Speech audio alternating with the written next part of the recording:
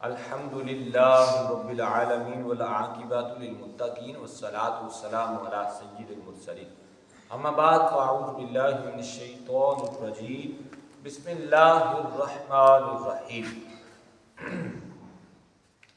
بڑے الصلاۃ والسلام علیک یا رسول اللہ الصلاۃ والسلام علیک یا رسول اللہ الصلاۃ والسلام علیک یا حبیب اللہ الصلاۃ والسلام علیک یا حبیب اللہ الصلاۃ والسلام علیک یا نبی اللہ الصلاۃ والسلام علیک یا نبی اللہ وعلی آلک واصحابک یا نور اللہ وصحبہ یا نور اللہ۔ نبی کریم صلی اللہ تعالی علیہ وآلہ وسلم نے ارشاد فرمایا جس شخص نے جمعۃ المبارک کے دن مجھ پر 200 مرتبہ درود پاک پڑھا اللہ تبارک و تعالیٰ اس کے 200 سال کے گناہ معاف فرما دے گا۔ سبحان اللہ۔ صلو علی الحبیب صلی اللہ تعالی علیہ محمد صلی اللہ علیہ وسلم۔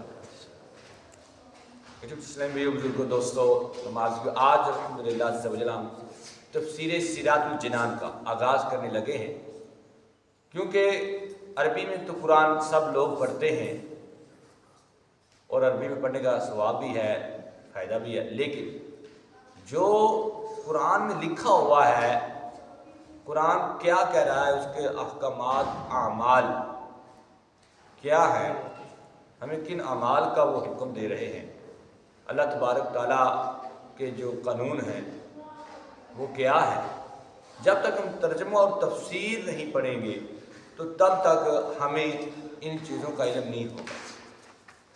تو اس لیے ہم نے فجر کی نماز کے بعد یہ تفسیر سیرات الجنان کا درس شروع کیا ہوا ہے، جس میں آج الحمدللہ عز و جل ہم اس تفسیر سیرات الجنان کی پہلی جلد سورۃ فاتحہ سے اس کا آغاز کریں گے۔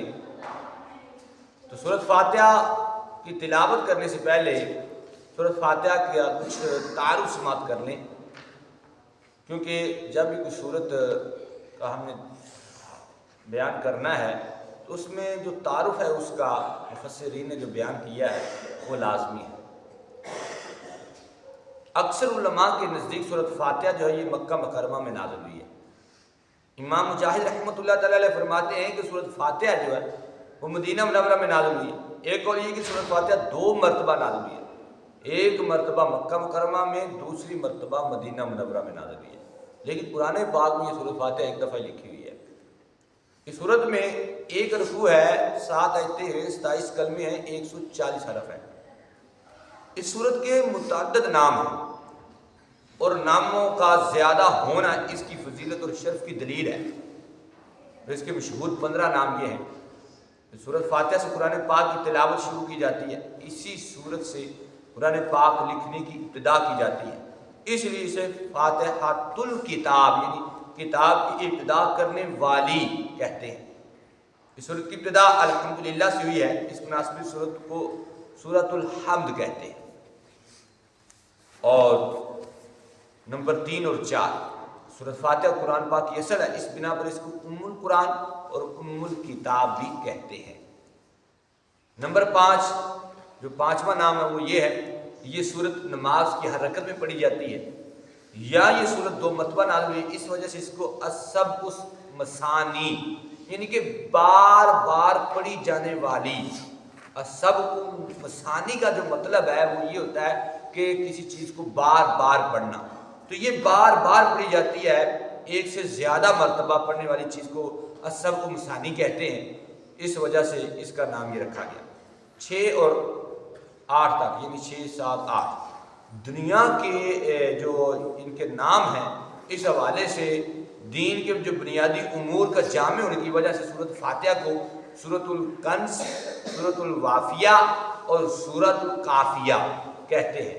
یہ تقریباً اب اس کے 8 نام ہو چکے ہیں۔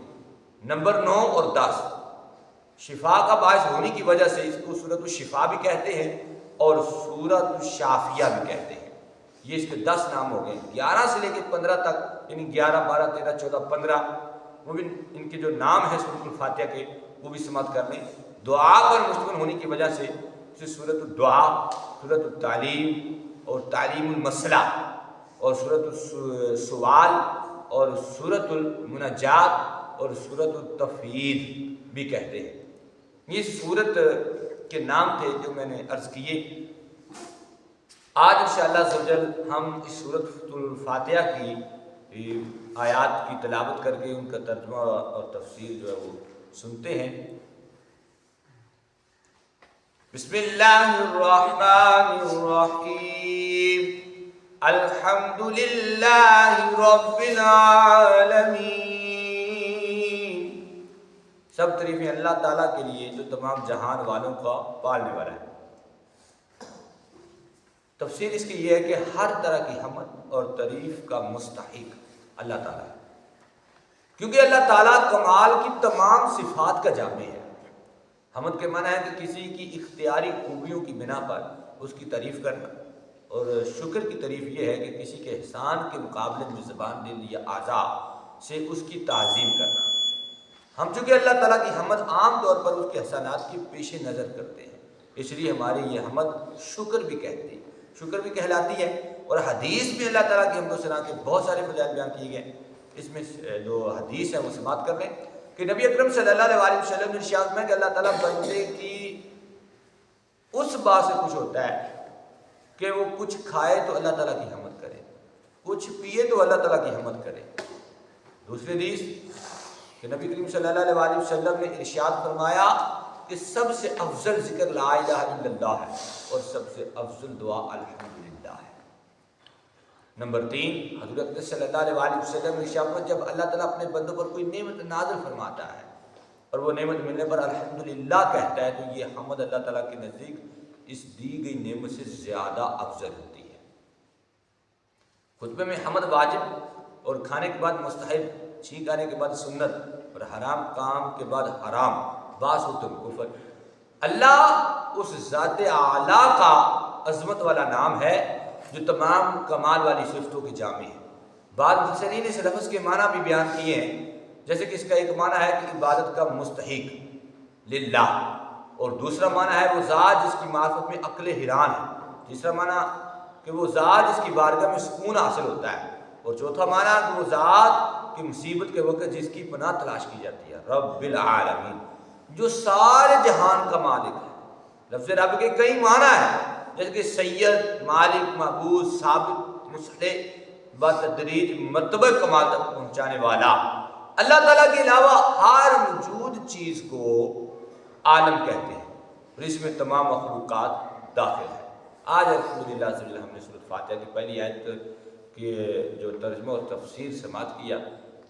انشاءاللہ عز و جل آگے یہ سلسلہ جو ہے وہ چلتا رہے گا۔